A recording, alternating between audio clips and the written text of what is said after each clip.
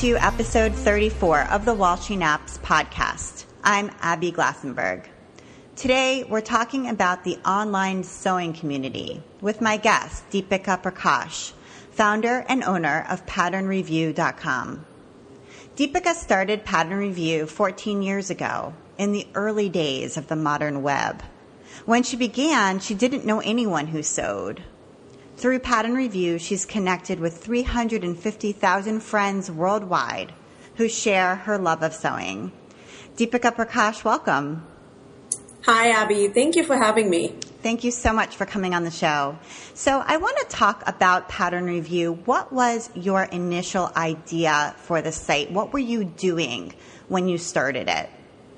Oh, I was just selfish. I did not know anybody who sewed, like you mentioned. And I love technology. I used to work in the software company, and I did not know how to sew, but we bought our home, and I looked at the curtains, like, wow, those look pretty. I bet somebody made them. I think I can do it too. So a trip to Joann Fabrics, because that was close to my work, and I always wondered what it's about. Went in there, bought a pattern, bought some quilting fabric, because that's all they had, and I didn't know anything. I made my first skirt, and I wore it, and that's when I was hooked. So I started searching online about, I am a huge fan of reviews, and back in the day there was this site called Opinions. Do you remember that? No, it was ePinions. No, I don't remember that. ePinions. I don't know if it's around anymore, but so users submitted reviews of gadgets. That's another love of mine. I love gadgets. So I thought that why not combine my love of technology with sewing and start a site on which people could review patterns. And, we're talking millennium, 2000 era, where there weren't, this is pre-Facebook, pre-community kind of a time, which was a pretty interesting concept back then. So I thought it would be kind of cool to start something. And back in then, there was a message board, a forum I used to visit called Sewing World. And that's where I made my first sewing friends. And I asked them, hey, do you think it would be a cool idea to start something like this? And everybody agreed with me. And then that's how pretty much this happened. I started something, and just like a pretty bare bones basic version of what Pattern Review is today. And I sent out the link to some of my friends, and we went on vacation. A week later, I came back, and I was amazed. I was just blown away with the response I got, and that was just the beginning. So while you were away on vacation, your friends from this online sewing forum that you had been part of populated your new site that you had just built kind of the bones of. And what were they doing? What were those early users doing? Well, it's not as much as the site. It's the emails I got with the enthusiastic response that this is something which we've always wanted. And but, of course, there were a few concerns also about sharing pictures, because you know how sewing is different now. It used to be a very solitary hobby. So people were a little concerned that our pictures are going to be showing up online, and how's that going to work? So there were a few concerns. What about negative reviews? How are you going to handle that? But for the most part, the emails which I got from people, because my first email was all about, what do you think? This is what I'm thinking, and this is what it is. What do you think? So looking at the response, I got to work, and I think it took me less than a week to make a little, very, very primitive version of Pattern Review, which only had like a username and pattern company and write a review. kind of like that. And what is the architecture behind it? Like what is it built on? It's you mean the programming language? Yeah. I wrote it in Perl. Okay. And is it still in that same language? It is still, although we have added many different add-ons, but the core is still Perl. Okay. And I don't know enough about programming languages to know, but is that a language that many people still use? No, that's actually... No, back in the day it was, and it was really, really cool and easy and very web-friendly language. And that's what I trained in, and that's what I did at my, previous job. So I was most comfortable with that. Okay. So that's why I used it. Okay. And to change it over to, I don't know, one of the more, I guess, up-to-date kind of programming languages, I guess you would call it, would that be very difficult to do? Oh, it would be. We'd have to start from scratch. I see. We really would have. Okay. So that was our when we launched our new design in June of this year. So that was one of my. I thought about kind of just starting from scratch, but I don't know, Abby. If I had to do this all over again, I would do a lot of things differently. But we decided to just stick with what we have right now. Okay, and add on some new functionality. Right. I mean, and I want to get into kind of the meat of how users use pattern review now and how it's developed over time. But just to touch on the idea of the design and the redesign. So it seems like in June or leading up to June, you felt like the design of the site needed to be updated. Is that right? Like the new design, I have been working on the new design for the past 3 years, actually. Oh, wow. Yeah, June was when we finally launched it. Right. And I went through 3 different iterations of the design. The first design, so we hired an external design company to come up with a design, a more modern design. However, that design was just so different. It was just so different from what we have that it just wouldn't have worked when I tried. So we spent about 6 or so months making that design work. But when I sent it to some of the people on pattern review, people who've been using the site for a while, the response I got was lukewarm. And it seemed to me that it would alienate a lot of people, which was not my intention at all. And another thing which is different about pattern review compared to some of the other stuff you're seeing online is that it's very content rich, which is both its strength and weakness.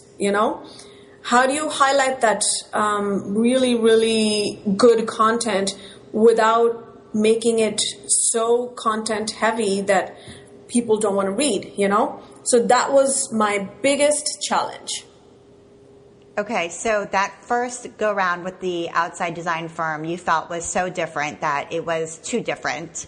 And I don't know what it looked like, but I'm thinking of, right now, there are a few other sites that sort of attempt not to be pattern review in that they aren't, the key focus isn't on the reviews of patterns, but do attempt to be a community for people who sew.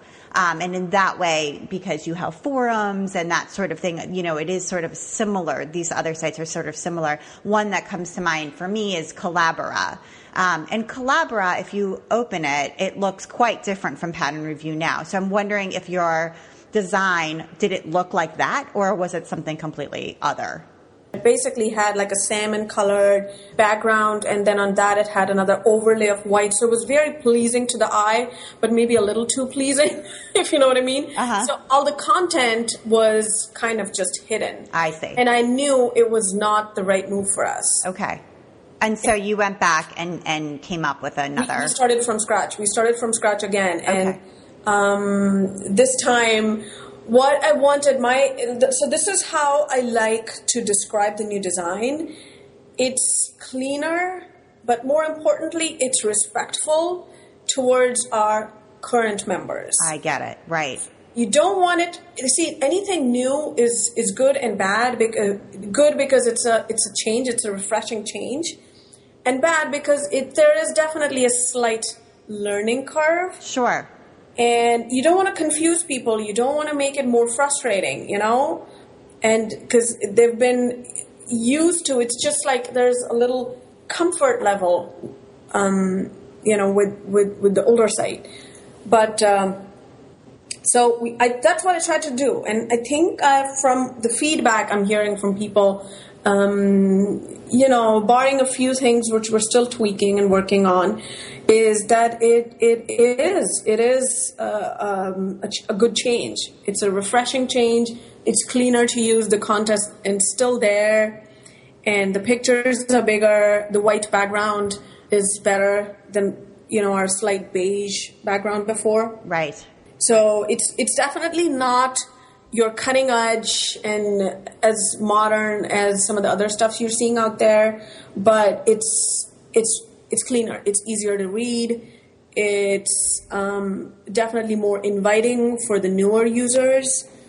So, and I think I'm very pleased with it. Okay, so you have, and I mentioned in the introduction, 350,000 users. Is that right? And there's some of those I think there are 375. Okay. And some of those are paid users who get sort of additional privileges on the site, and some of those are free users. So how many paid users are there total? There are enough, Abby. It's just to keep the site going, and they're definitely supporting the site, and they have been around, for some time.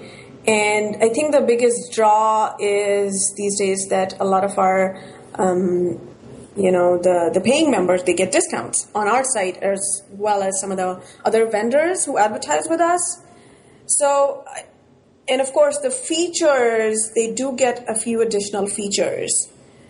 But for the most part, the discounts are great. It's a tough economy, right? I tell you. Yeah, absolutely. Okay, so you built the site yourself, and now do you have some staff? I mean, have you had people working for you to help maintain it and just to help manage the emails? I mean, I'm sure that there's so much customer service and interaction that's required on your part, and site updates and that sort of thing. So what is your staffing like? How has that developed over time?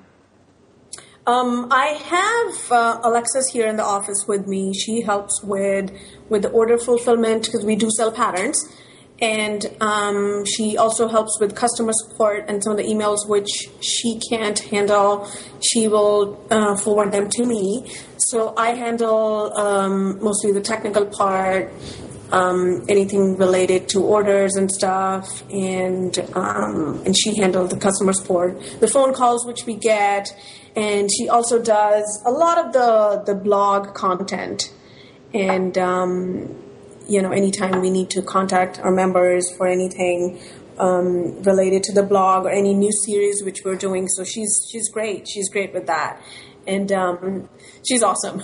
Yeah, it sounds like it. Yeah. And in the beginning of Pattern View, so going back to sort of the origin story. So you had this site and it was starting to take off. People saw it as fulfilling a need for them to be able to read reviews of patterns before they buy them and add their own reviews. There's something satisfying, I think, about writing a review of something after you've actually used it, and so that concept lasts, I mean, even to today, all of these years later, is something that's really compelling, I feel like, because prior to Pattern Review, I really am not sure that there was a place to go to find information about a potential pattern you were thinking of buying and making. And, it's a significant time investment and financial investment now to sew something. And so, that's a huge service. The information was out there, Abby. There was, it was not in such a structured format.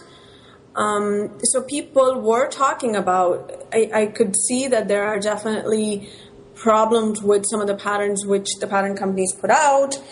For the most part, it was everybody's frustration with the instructions, and some of them were really good too. So how do I distinguish the good from the bad and from the mediocre patterns, and is it worth my time? Because you can get patterns cheaply. You can even find cheaper fabric. What is the most precious is your time. Right. Absolutely.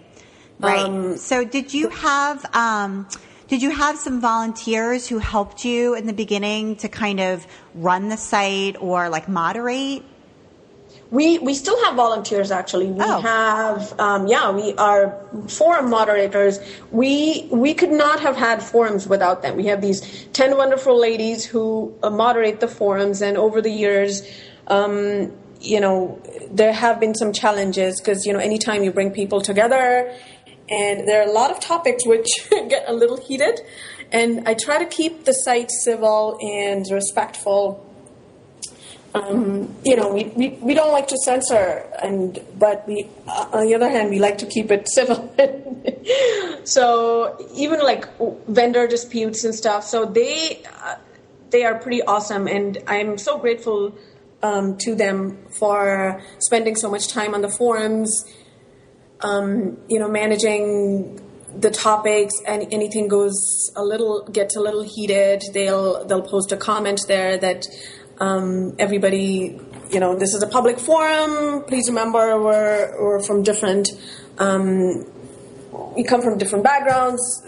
It's a global community, so what's okay here may not be okay in Australia, London, what have you. So they volunteer on to moderate the forums. A lot of time they take a lot of heat also. Having an open web forum is a scary thing. I mean, people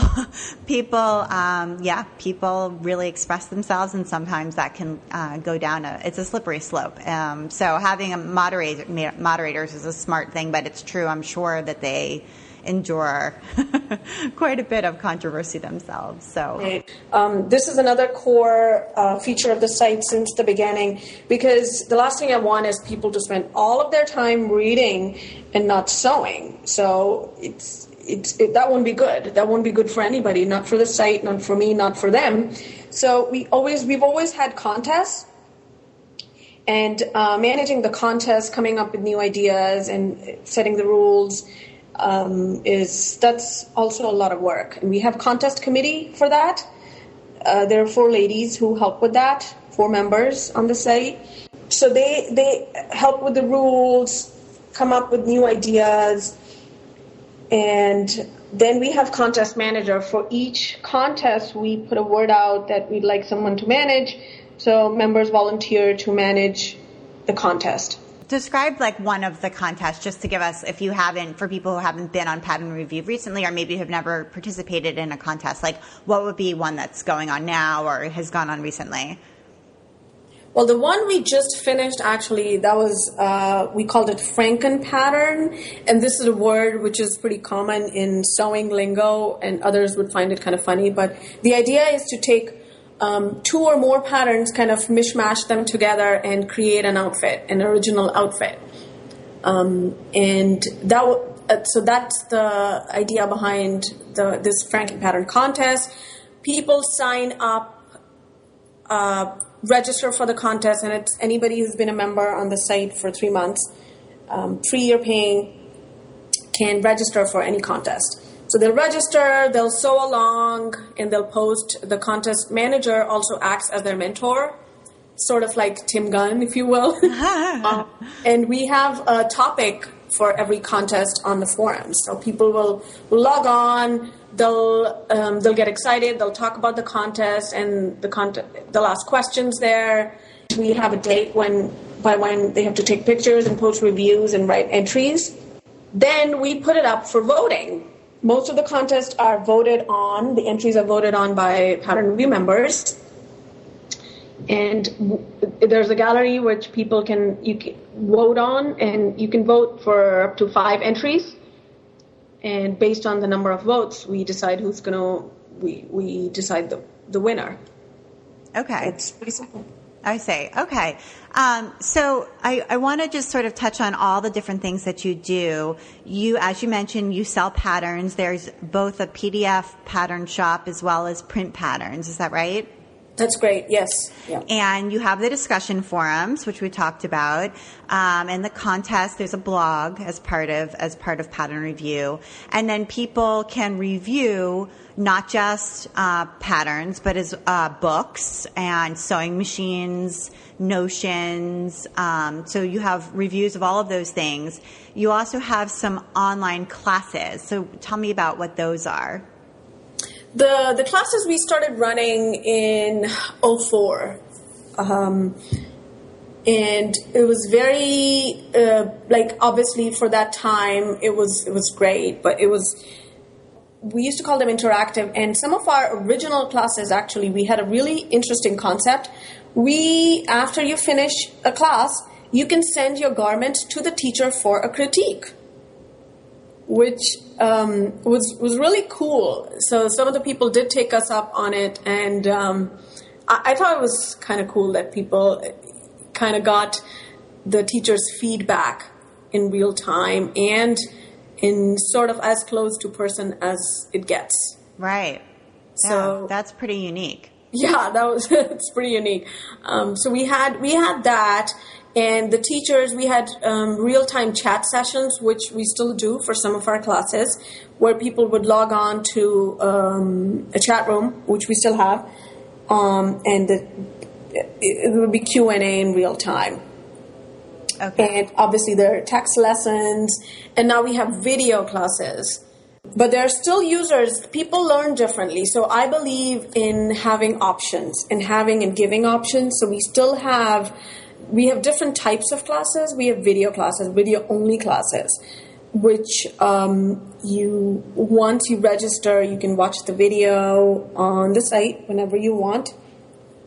Then there are classes which are scheduled classes, which means that there is a start and an end date, which we feel is some people learn better that way under pressure that, oh my God, the class is going to end. I have to finish all my materials.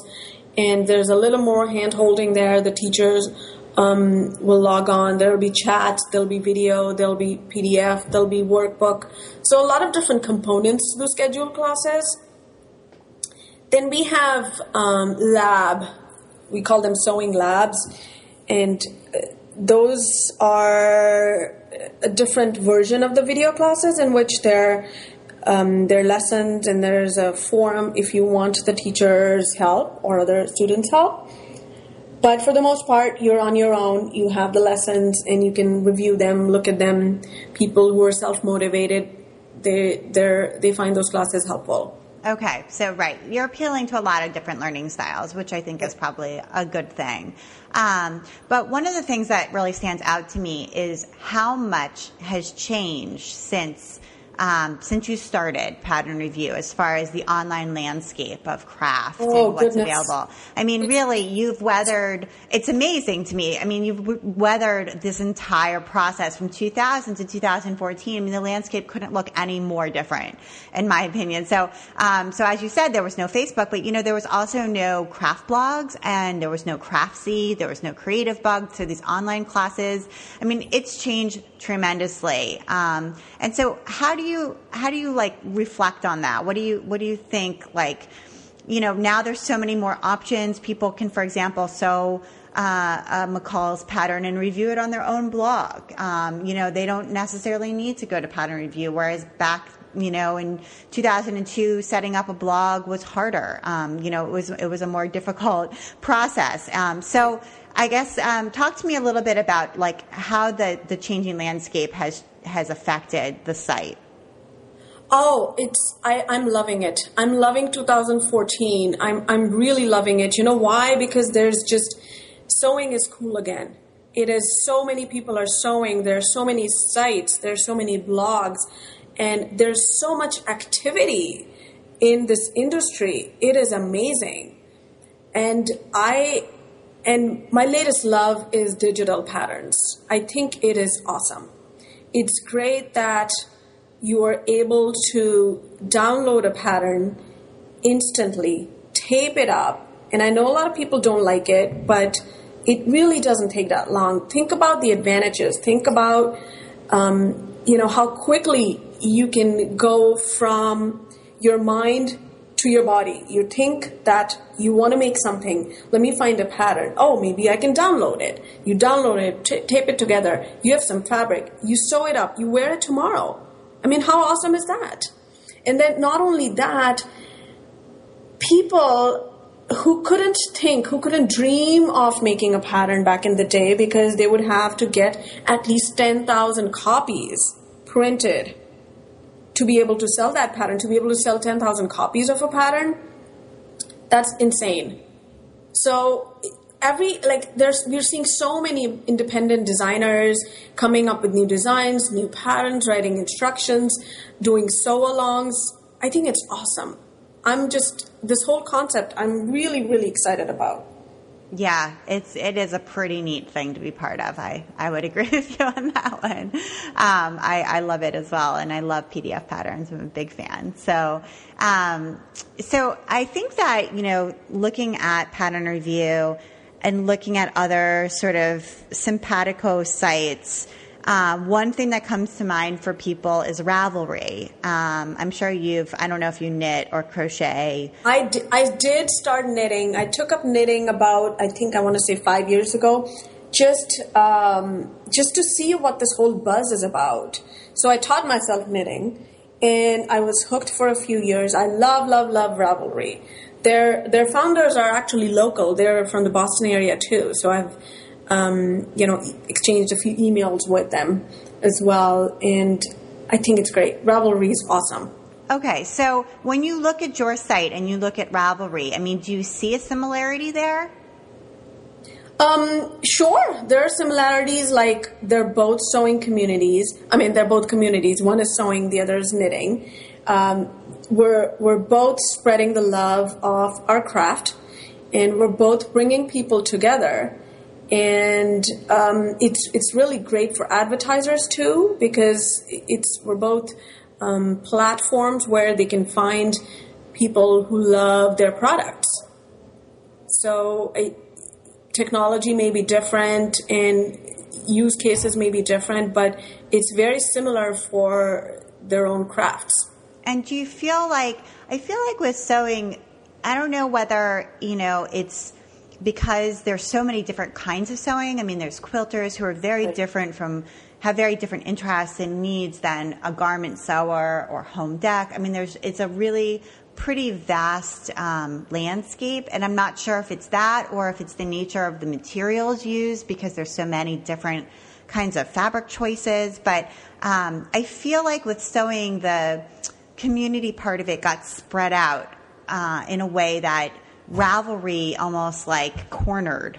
Yeah, it is definitely spread out. It when you say sewing, when somebody tells you I sew, it doesn't necessarily always mean that I make garments, I make, clothes to wear. It could be that they make quilts. It could be they make home dec. It could be that they do mending, custom sewing for others. So there are a lot of things. There are a lot of different subsections of sewing, if you will. It all depends on what people love to do. But pattern review, if you ask about pattern review, it's primarily a garment sewing community. And it is still a very it's a smaller subset of sewing than quilting. At least that's what I feel. There's still a lot more quilting enthusiasts out there than garment sewing, although that is changing, which is awesome. Okay, and so as far as social media is concerned, you are primarily, obviously, interacting with your community on Pattern Review, and you're on Facebook. Is that right? Is that your other primary sort of social media? We're on Facebook. We're on Twitter. We're also on Pinterest. Okay. But sort of where are you most active? We're active, well, I mean, I want to say Facebook and Twitter. Pinterest, we do have some pins and people pin our stuff, and we primarily use Pinterest more for contests and for some of our blog articles. But primarily Facebook, if you're asking outside of pattern review. Yeah, outside of pattern review. Right. Mm-hmm. Okay. All right. And so beyond pattern review, again, you've also published, you co-authored a sewing book that came out in 2010 called 1,000 Clever Sewing Shortcuts and Tips. So how did that book come about? Oh, what an amazing project, Abby. Co-authoring that book, coming up with that project, and taking it from concept to launch was an amazing learning experience for me. For one, kudos to all the authors and kudos to all the publishers, because it is a huge undertaking. It's a big process. It's a long process. And it's so different from the online world, because once you post something online, you can still change it. But once it's in print, it's not something which is easy to change right away. So for those who don't know what the book is about, it's a compilation of 1,000 tips which people submitted on pattern review over the last few years.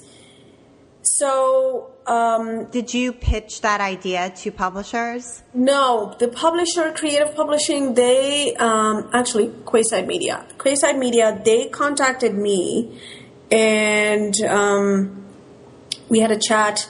And for the longest time, they were trying to convince me, and I didn't go for it, but they managed to convince me, and so I decided that the only way I'm going to do this if we make it a community project, just like pattern review, and even though our terms state that the content people post it's non-exclusive, which means they own the content, but we do own the content as well. So, but I still went ahead and emailed. I think, if I remember correctly, there were about I want to say 400 to 500 people I contacted, each one of them individually. I'm imagining a gigantic spreadsheet here. Yes. So first we narrowed down the tips which we wanted in the book. Then I contacted all the people who originally wrote the tips, and to get their permission if they wanted it to be published in the book. And from there we went. There are a lot of people who weren't active. It's only if they said yes did we go ahead and publish that tip. From there, because I wanted to preserve the original voices in those tips, we went through editing. We didn't really change the content of the tip, but we made it cohesive. There still has to be a level of cohesion in the book, also because it's so text heavy. We had a wonderful illustrator who from the publishing company who did a great job of making some really nice illustrations with some of the tips, which were a little bit longer. I think we edited the book 5 times. Wow. Before it finally went to print. Wow. Yes, and I decided to donate, and we're still doing that, all of my royalties generated from the book to breast cancer research. So we give all the royalties to NBCF, 100%. Wow. And when people and the book advance went, I distributed all of the advance to all of the members who are in the book. Oh, wow, that's so generous of you. It was a nice project. It was great, and it felt great to spend time learning about this process of book publishing, and it's now we have something which will live forever. It's great, and it was a great experience for our members too, because to see their name in print, it was exhilarating. I got so many emails, and when people found out that I'm donating all my royalties to NBCF, they decided to donate their portion of the advance to NBCF as well, which was really heartwarming. Yeah, it almost was like a community event and a community project. It really was. Yeah, that's really admirable. So as we look forward to, the next 5 years, to come online, bringing us to, let's say to 2020. What are your big goals for pattern review? Like, where do you see it heading, and who do you see using it, and kind of what role or purpose do you feel like it's going to serve going forward? To be honest, Abby, I'm having fun. I'm having fun, and I hope people who are using the site are having as much fun as I am. Because yes, I'm the owner and I'm the founder. I'm still a member. I still sew almost every night. I still review. And even though I don't take part in the contest, I sew along. And I don't know, to answer your question, I don't know what the future brings. 13 years ago, I had no idea that we'll ever be able to do PDF patterns. So I'm loving the present. As much as I love the past, I'm loving the present, and we'll evolve with the times is what I can tell you. But, I will run the site for as long as I can. And I think it's very, very interesting times we're in, and very creative. And I feel like Pinterest is another site which has changed the crafting community, which has done so much for the crafting community. The whole DIY community is just, I love Pinterest. To be able to find so much stuff pictorially is great. So I don't know what the future will bring, to be honest, but it's exciting. Yeah. So keep on keeping on, Yeah, right. Absolutely. All right. So honestly, if I sat down and ever made a plan, people ask me, did you ever imagine pattern review to be what it is? I honestly did not. It's just I just love how it's grown organically, and it's still growing. And there was never a plan. There was never a marketing plan, no business plan, nothing. I just went, and that's part of my personality. I just like to jump in. And it's been great. I can honestly say that wherever, the most amazing thing for me as a person has been to see how many people, how many members of Pattern Review have started their own businesses. Uh-huh. And I like to think that I maybe had like a 0.0001% to do with it, maybe to inspire them and to kind of have them believe in themselves and move forward and jump in and start something which was so unheard of back then, but it's just so great. Everything is possible. And that makes me really proud. And we have events. That's why I like to travel. And when I travel, I meet members. And I like to hear their stories. These are people I have never met, but I feel like I know them from the site. And I can have like an hour-long conversation with them. And it's just, I'll get goosebumps, hearing their stories. That's what I love. Absolutely love that. Have you ever conducted a survey to find out about your user base, about how old they are and where they live, and how often they check in on the site, and how many reviews they've left, and sort of gotten user feedback that way? We do. We don't do too many surveys, but we actually just did a survey in the newsletter on Tuesday, actually yesterday. So, the feedback is still coming in for that, and for the most part, when I asked, our rating is really high. People love it. People love, would love to recommend it to a friend. That was the first question we asked, and so we do surveys, but not too often. Okay, I'm just curious to see, how much you kind of know about who your users are. It's, people ask me that. Because Pattern Review has so much going on, there is a user who would use only Pattern Review for contests, right? So they'll only post when there is a contest going on. Then there's a person who only use Pattern Review as an e-commerce site. They'll use Pattern Review for just buying patterns, buying classes, and for all the vendor discounts and stuff like that. Then there'll be somebody who'll only be chatting with other members on the forums, right? So when you say a person is active, it's very difficult to come up with a number for that what percentage of your user base is active. Well, they're pretty active on contests, but they've never written a review or, right? Right. So it's very hard to come up with a finite number for that. But people use the site differently for whatever they are most interested in. And like a lot of our members love the sewing machine reviews. So up until now, when I just bought a machine after 10 years, I didn't understand why there's so much chatter on the sewing machine forums. It's because people love sewing machines. People have multiple sewing machines, and they love learning about new features, newer machines. And that's an area which is really active, like almost always.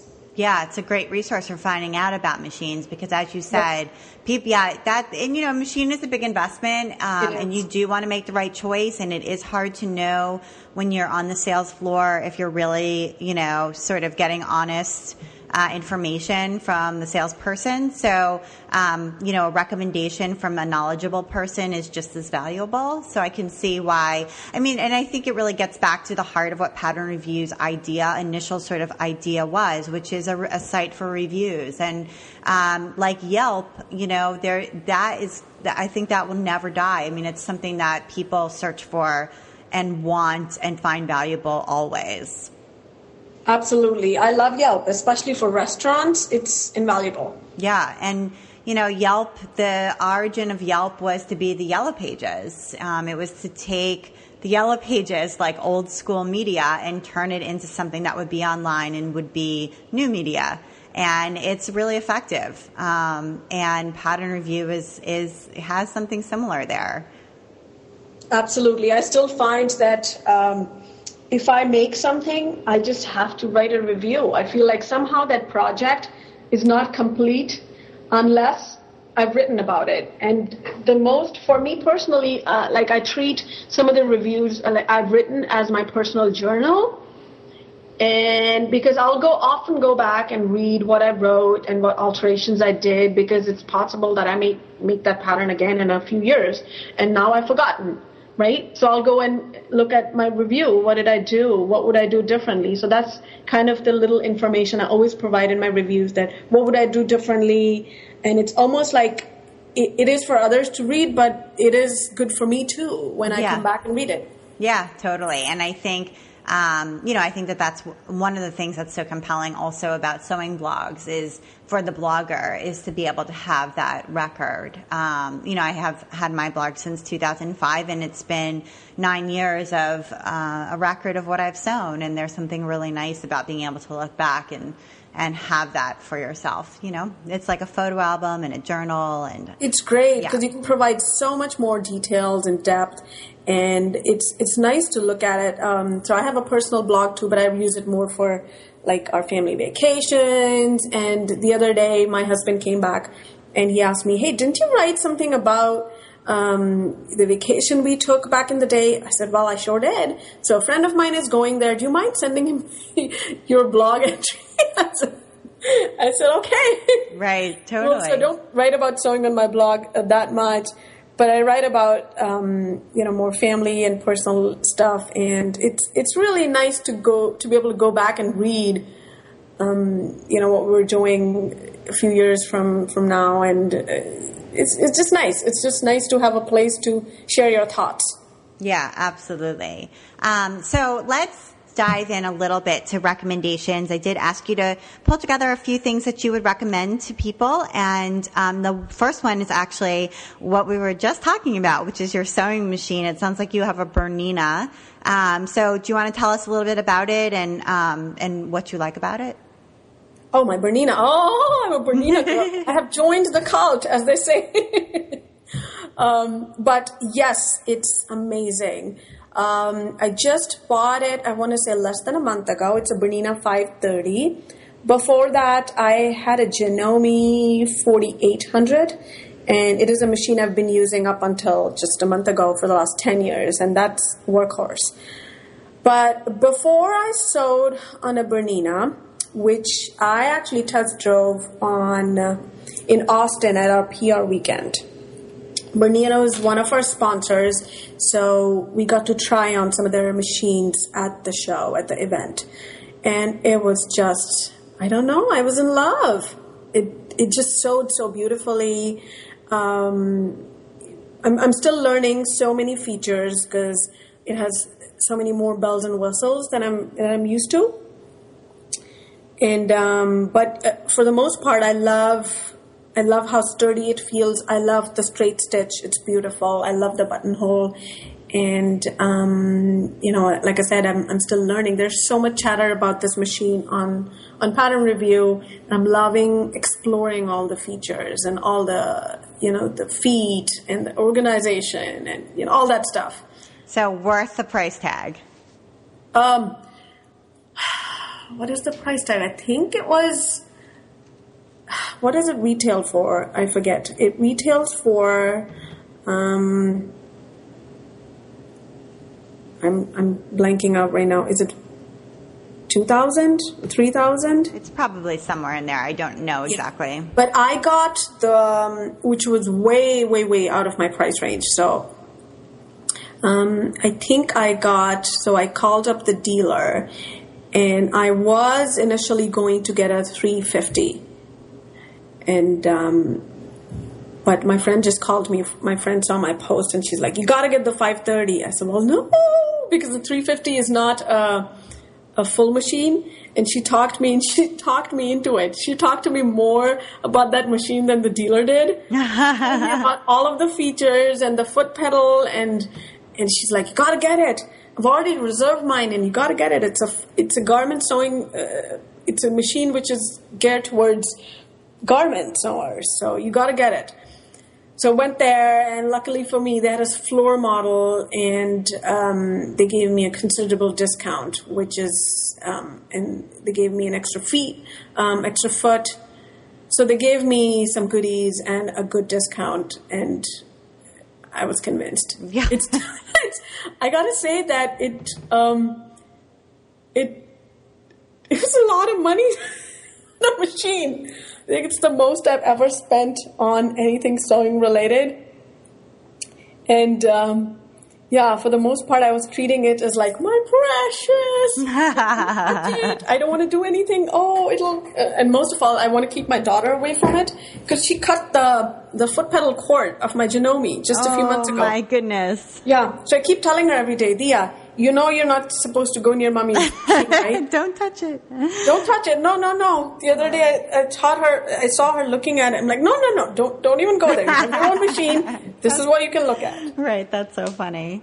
Yeah. All right. Well, that's a good recommendation. They're expensive machines. They're expensive, but it sounds like it's something that you will enjoy every day. I don't think it makes me happy. And I feel like I like to spend money on things which I use a lot. So my going out shoes will be probably $10 from Payless, honestly.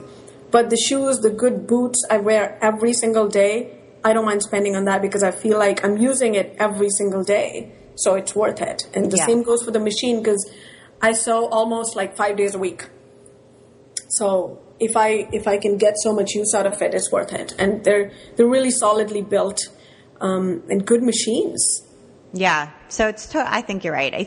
And there's something to be said for not putting good money after bad. I mean, you can, say, well, I'm just getting started in sewing, and so I'm just going to spend $200 and get a, really inexpensive machine at Target or whatever. But when you get it home and it really doesn't sew well and it's frustrating to use and, it's skipping stitches and it, needs to be serviced and all of those things. It's almost as though you might as well have spent $500 or $600 and gotten the machine that really is going to be less frustrating and more useful right from the start. I mean, maybe you don't want to dive in and get like a top of the line Bernina, but you know what I mean? Like it's better to pay for the best tools that you can afford even from the beginning, so you know that you're getting the right results.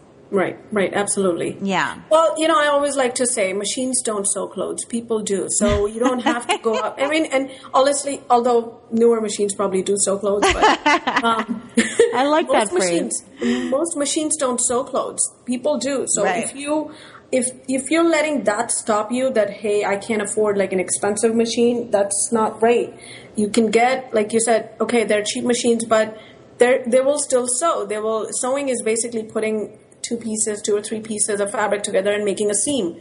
At the end of the day, it's just seams, right? Right. Whether it's one seam or 50 seams, it's just seams. As long as you get a machine which can do a good straight stitch, you're in business. Right. Absolutely. I tell people that as well. And I think that's really good advice, especially for people who are just getting started. So I wanted to recommend one thing as well. I just got a copy in the mail of this magazine that I didn't know existed. It is a trade magazine. It's called Fab Shop News. And it is published by the Fabric Shop Network, and it's basically intended for independent quilt and fabric retailers. It's almost their trade magazine. Okay. So I am not an independent fabric or quilt retailer. I don't have a quilt shop. I actually don't even sell fabric online. So you might think, well, what's the point, for somebody like me? But I actually found it to be super interesting just as a person who's interested in the industry and what's going on, in trends, and kind of getting a feel for what people are thinking about, where things are headed, where things might be problematic. It's really, I guess I really like inside trade magazines, but I found it to be really interesting. And, So is it a leaflet or is it an actual magazine? It's a full glossy magazine that's, 62 pages with ads. It really does look like a normal magazine you would pick up at a newsstand, but it's not available at the newsstand. You can subscribe online. And you get articles written by people who own quilt shops about how to display your merchandise in a quilt shop so it will sell, how to run an event so that people will come into your shop and buy more sewing machines and test them out. That's great advice. Yeah, it talks about how quilting cottons are produced and what the mills are like and what the trends are, and just it's really interesting. It's definitely very brick and mortar shop focused. That's the audience that it's written for. So that's, you have to sort of accept that. But anyway, I found it to be really interesting, and I am enjoying I got 3 free copies in the mail from the founder of it, because I was talking with her on Twitter one day and she just was like, I'm putting them in the mail to you, which was really nice. Her name is Lori Harsh. And anyway, so thanks, Lori, for the copies. And I do really enjoy the magazine. So I'm going to subscribe because So can anybody subscribe to that magazine? I believe you can. Oh, that's great. Yeah, you can join the Fab Shop Network, and that's like $100 and something for the year's membership.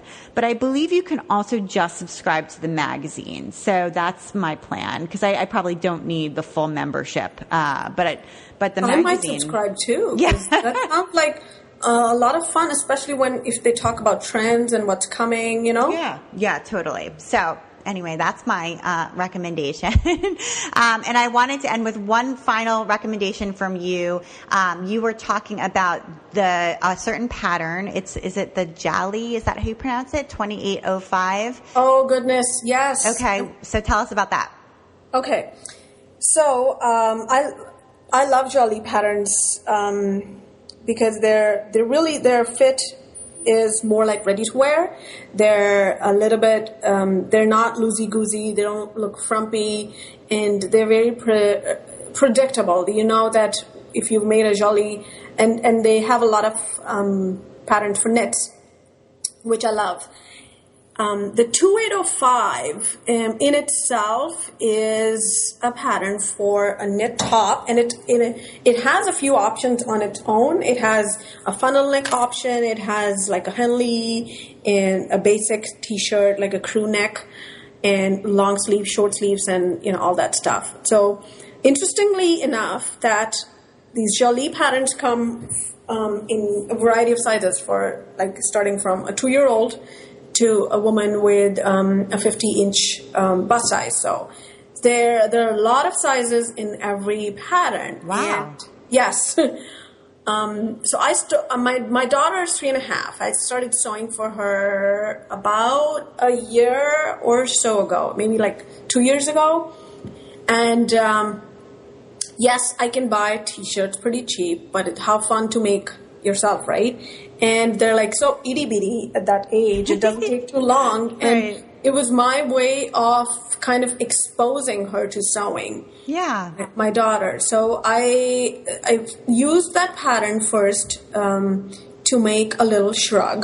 I saw we actually have a blog post about it as well, a pattern hack which a pattern review member had posted.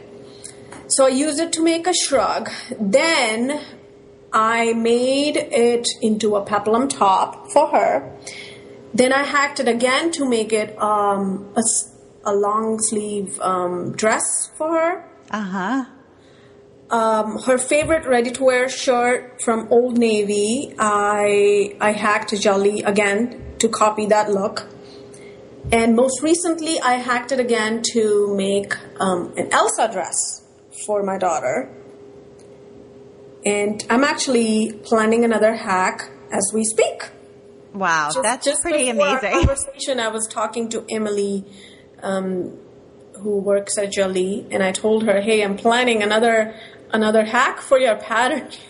Maybe I should write an ebook on it because it's just such a great pattern." Yeah, hack. totally. That's so funny. And I mean, it sounds like as it comes, it's incredibly versatile Right. with the different styles as well as the different sizes. And then all of the different things that you've been able to do with it. It just really sounds like a great investment. Right.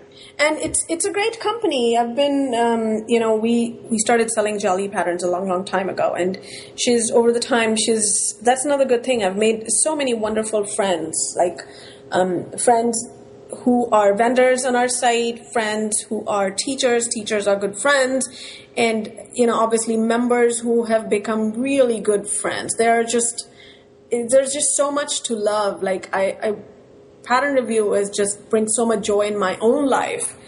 And it's something I'm really grateful for, Yeah. Well, Deepika, it's been really great talking to you. Thank you so much for taking the time to be on the While She Naps podcast.